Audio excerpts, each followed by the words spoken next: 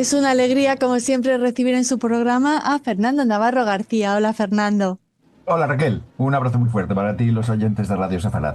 Además de, ya saben, ser el conductor de este programa, Luz y Oscuridad bajo el nazismo, Fernando Navarro García es el director, el presidente de Innovaética, el Instituto de Estudios para la Ética y la Responsabilidad Social de las Organizaciones, un instituto muy necesario en estos momentos. Me atrevo a decir que más que nunca, ¿no, Fernando?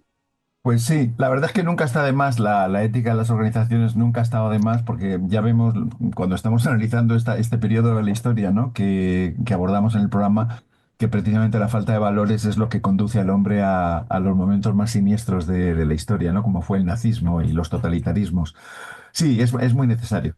Fundamos la asociación en el año, bueno, hace 10 años, vamos a hacer ahora. Ujú, Y nuestro objetivo precisamente es divulgar y promover los grandes valores en las organizaciones, ¿eh? Tanto desde el punto de vista medioambiental como desde el punto de vista social y laboral, y por supuesto la promoción de los derechos humanos, ¿eh? Por eso nos interesa tanto, Raquel, ujú. y este programa pues es también una parte de nuestro compromiso con los derechos humanos, estudiar los regímenes totalitarios que asolaron el mundo, iba a decir Europa, pero en realidad fue el mundo en el siglo pasado, fundamentalmente nazismo y comunismo, stalinismo, pero es bueno que no olvidemos que las sociedades, incluso las más democráticas y las más estables, la democracia es muy frágil y puede ser realmente tumbada, derribada rápidamente cuando como ciudadanos nos relajamos, ¿eh? Y dejamos pasar determinadas formas de pensar, ¿eh? Que en última instancia pueden conducir a, ya digo, a situaciones terribles, ¿no? Como fue el genocidio, la Shoah, ¿eh? El exterminio de una gran parte de la población judía europea Ujú. a mediados del siglo pasado, ¿no? Pues hoy hablamos precisamente de uno de los perpetradores de ese genocidio de la Shoah, un personaje absolutamente de oscuridad, Ernest Kaltenbrunner. ¿Qué nos dices en un primer momento de este Bueno, personaje? Bueno, este es uno de es uno de estos personajes, es un criminal absolutamente execrable, es uno de los nazis eh, más sanguinarios y mira que esto ya tiene mérito cuando estamos hablando de nazis.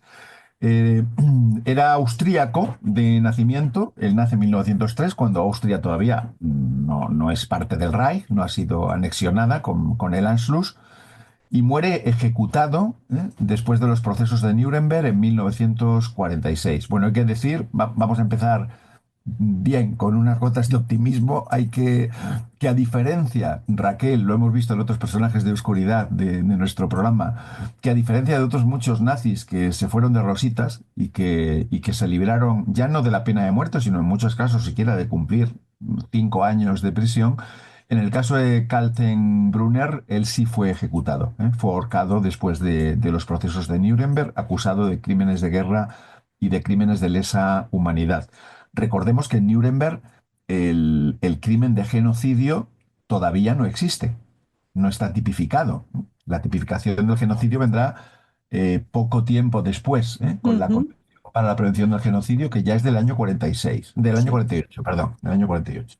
Bueno, Kaltenbrunner nace muy cerquita, en 1903, casi iba con el siglo, y nace muy cerquita de Braunau, el lugar de nacimiento de Hitler. Era hijo de abogado y como hijo de abogado, pues siguió de alguna manera la costumbre familiar. Terminó los estudios en el Real Gymnasium, que era, bueno, las academias de la época, en la ciudad de Linz, estamos hablando de Austria, y desde muy temprano adivina con quién forjó amistad, con Adolf Eichmann. Wow. Ya empezamos desde jovencitos a relacionarse con la crema de la crema de los grandes perpetradores de la Shoah. porque lo vamos a ver. Si algo distingue a Kaltenbrunner, y sin duda es una de las razones por las que le ahorcaron en Nuremberg, es por ser uno de los grandes protagonistas del genocidio, junto con Adolf Eichmann. Con Eichmann, su porque amigo. Ujú. con su Él, amigo. Fernando, él Sí. también se une de manera temprana a las SS, como muchos de los nazis más terribles.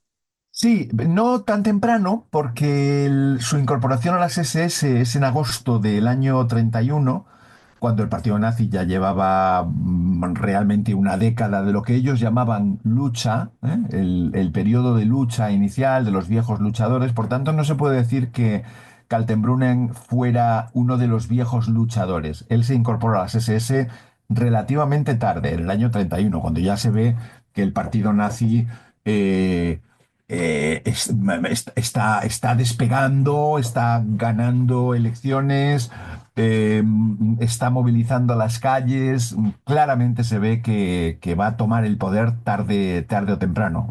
Fue más bien temprano. Un par de años, un año y medio después, el partido nazi gana las elecciones y a través de unas estupidísimas alianzas, como sabemos, con otros partidos, sobre todo de corte nacionalista y conservador, pues bueno, consiguen hacerse con el poder absoluto después de la ley habilitante.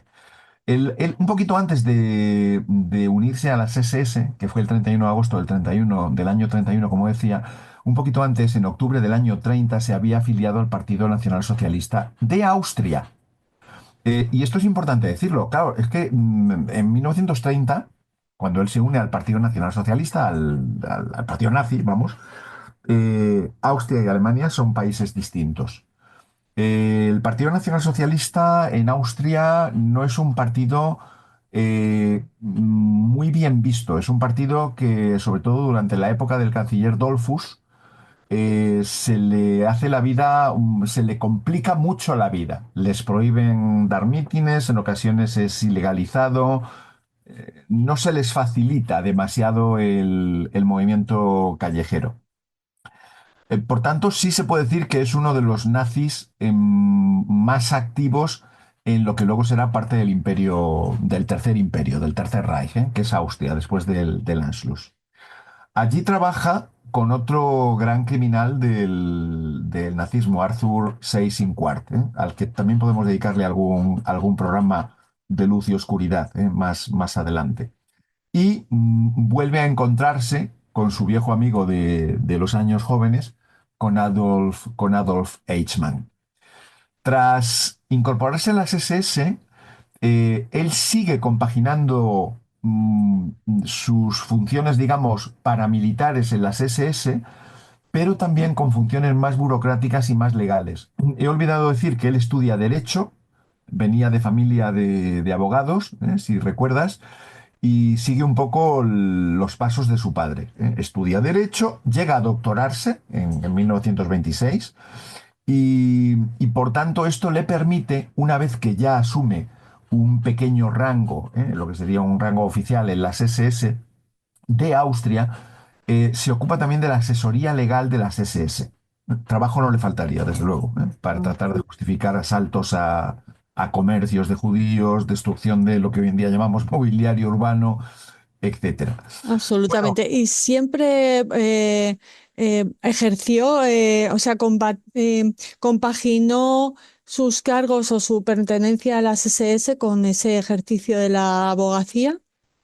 sí, no tanto en el sentido de abogado ante tribunal, pero sí como asesor legal. Lo que hacía era aplicar los conocimientos jurídicos que tenía, que no eran pocos, porque hay que insistir. Quiero decir, esta gente, por desgracia, tienen preparación. Es doctor en Derecho, ¿eh? Y ser doctor en Derecho en Austria en el año 1926, no era sencillo. O sea, la preparación legal que este hombre tenía era importante. Entonces, él tiene funciones de asesor, de consejero legal, ¿eh? No interviene, digamos, con toga delante de un tribunal, o frente a un tribunal.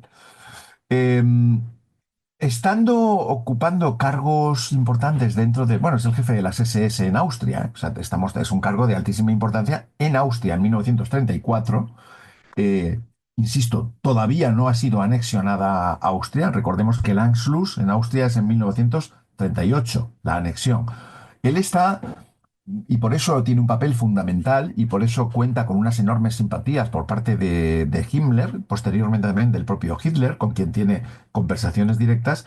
Él es de alguna manera los que va allanando el terreno desde los años 30 en Austria para que el país acepte la anexión como realmente lo aceptaron los austríacos, o sea, de manera pacífica e incluso con un gran apoyo social. El Anschluss, por eso los nazis nunca hablaron de ocupación, hablaron de anexión. Aquello fue una incorporación pacífica, ya digo, contando con la aquiescencia de una parte muy importante de la sociedad austríaca.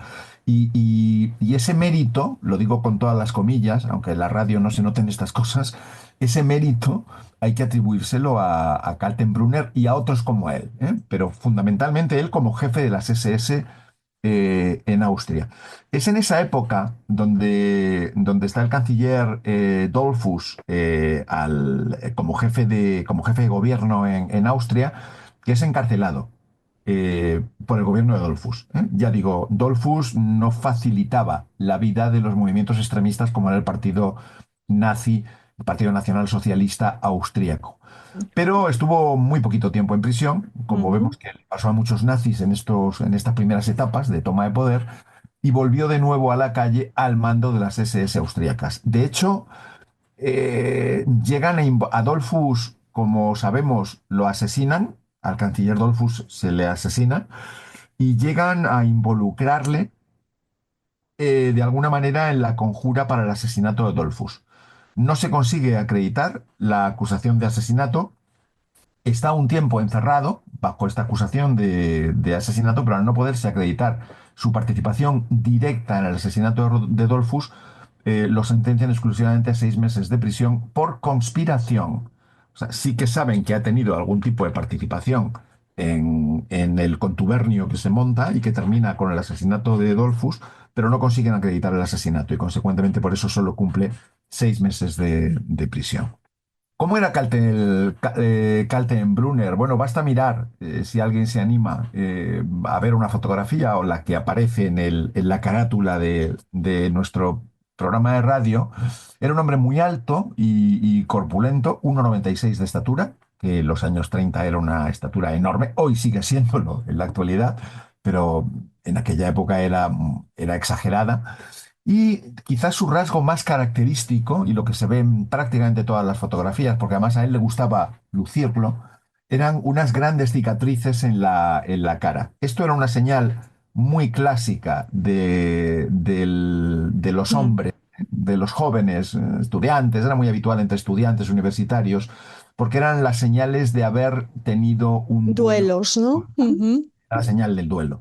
De alguna manera era una especie de identificación social de, oye, que yo soy muy machote porque me he batido en duelo y aquí están las pruebas, aquí están las evidencias. Bueno, eh, a él le gustó mucho la investigación policial y realmente es aquí donde Kaltenbrunner va a destacar. Va a destacar desgraciadamente. ¿Eh? Luego tiene una carrera después del Anschluss, después o inmediatamente antes, el 11 de septiembre, un día antes del Anschluss, es ascendido general de brigada de las SS y en el año, a fines del 38, ya con Austria incorporada al Reich, al Tercer Imperio, Ujú. eh, lo nombran general de división de las SS, el Gruppenführer, es el Ajá. nombre de este Gruppenführer.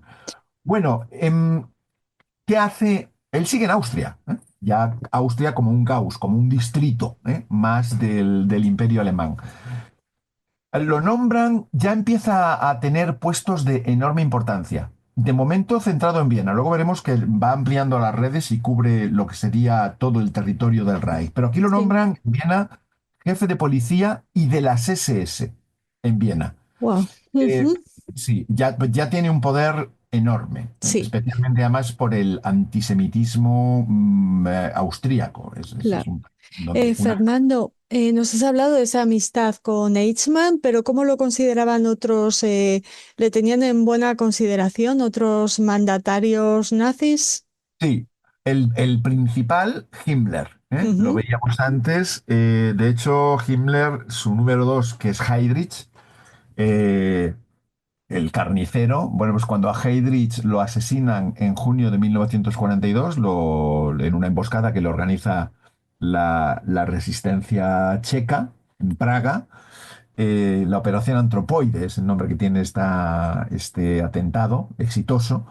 Pues cuando Heydrich es asesinado, Himmler, que ya le había puesto el ojo, como este jefe de policía tan eficaz en Viena, lo nombra el jefe del servicio de seguridad, lo que implica que queda bajo su control, bajo el control directo de Kaltenbrunner, la Gestapo, lo que era la policía de los nazis, para entendernos, y el sistema de campos de concentración. Esto es importante porque aquí ya vemos su conexión directa con la SOA.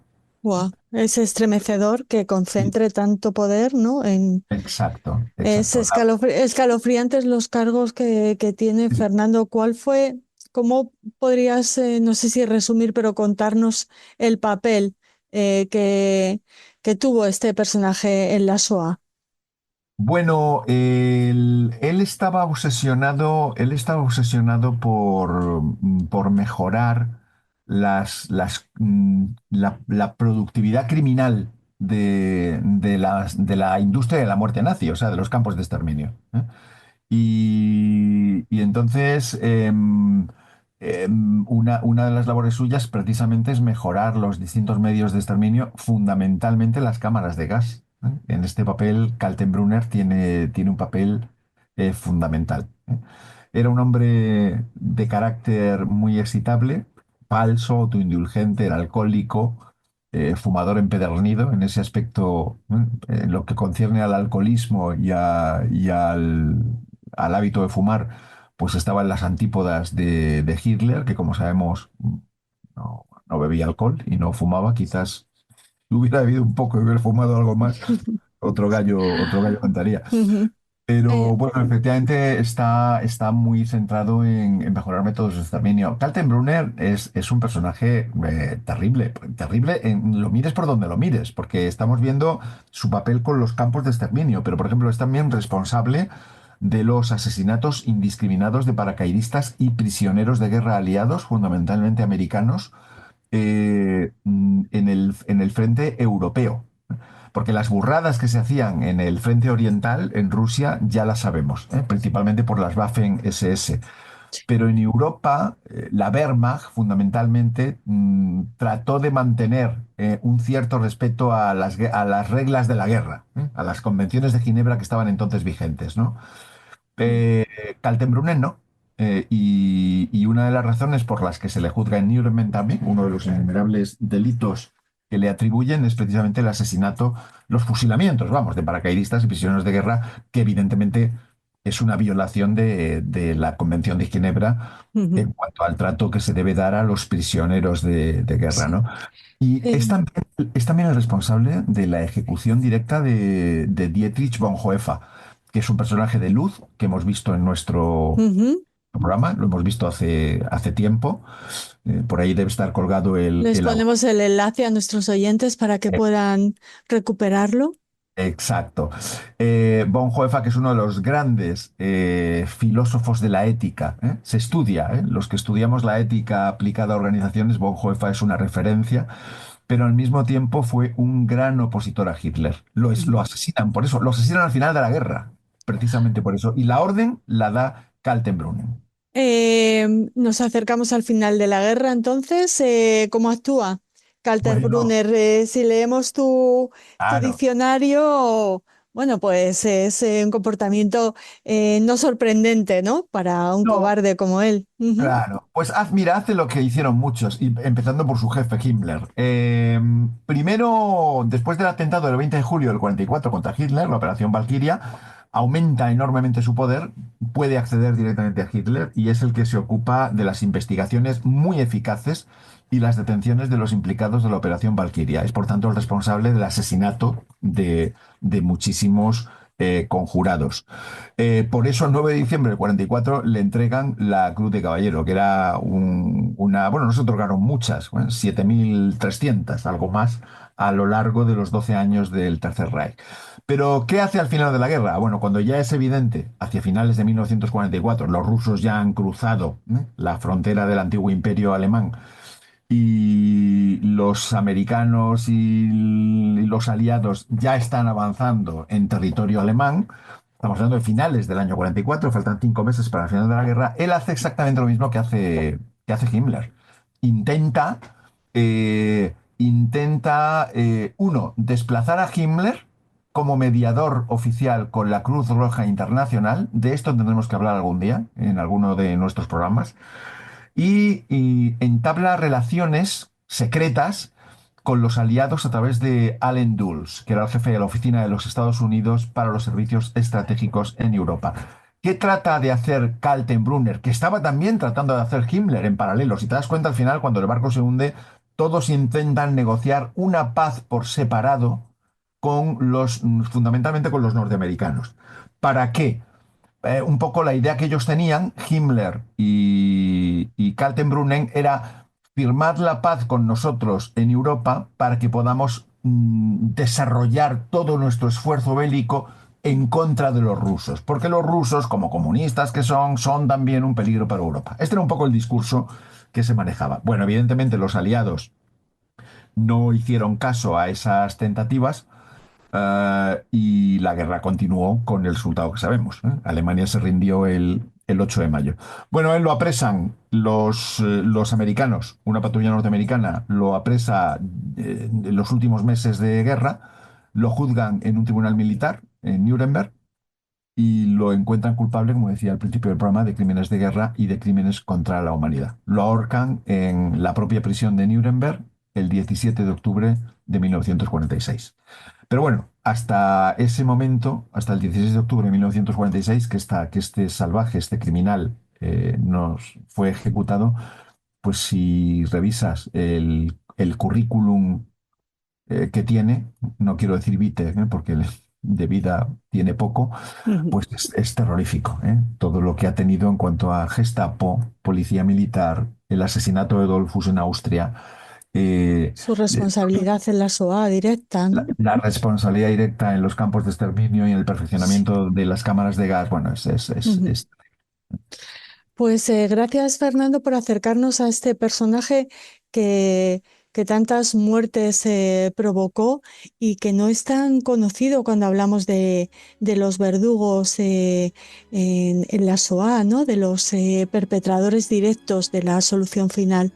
No, Eh, es verdad, mm, no, no es muy conocido. Nos quedamos siempre en Heydrich, Eichmann, sí, eh, en sus amigos. exacto, los amigos suyos, Ujú, pero Kaltenbrunner no es un personaje. Y es verdad que incluso por el físico que tiene es un personaje muy fácilmente reconocible, ¿eh? ujú. Sí aparece muchas veces en novelas y en películas y desde luego es difícil que leas un libro de nazismo donde no aparezca innumerables veces Kaltenbrunner porque hemos visto que tuvo puestos de altísima responsabilidad. No era un simple asesino en un campo de exterminio. Ujú. Eh, era en alto cargo, era un alto cargo dentro del organigrama de las Sí, SS. muy bien, pues gracias de nuevo. Te esperamos en la próxima entrega de Luz y Oscuridad bajo el nazismo. Pues será un placer estar con vosotros. Hasta la próxima entonces, un saludo.